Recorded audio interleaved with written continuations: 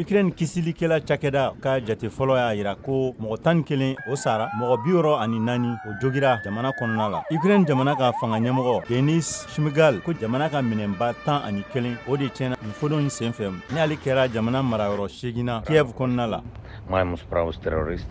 U bɛ fɛ ka yelen de tigɛ an na ni laseli kɛra jamana ɲɛmɔgɔ Volodymyr Zelensky fɛ wagati min na ni kurantigɛ o kɔni o bɛ kan ka caya jamana kɔnɔna la Ukraine marayɔrɔw la sɔgɔmada laban na. A bɛ fɔdon ɲɔgɔnna wɔɔrɔbɔ minnu mankan mɛnna Kiev kɔnɔna la ani susuli kɛra kin caman kan dugu kɔnɔna la. Vitali Klitschko ni ale ye maire ye ko mugu kerula dugu kɔnɔna minɛn caman kan. OTAN ni o ye farajɛ jamanaw ka tɔn ye ale ye nin waleya in kɔn mun ɲɛsinen don u ka kuma la faso jama ka minɛnw ma a ko k'u ka tɔn a mɛnna cogo cogo u bɛna to Ukraine kɔkɔrɔma doli la ni laseli kɛra tɔn ɲɛmɔgɔ fɛ Jens Stoltenberg. Rusi jamana ɲɛmɔgɔ Vladimir Putin ale ye ɲɛfɔli kɛ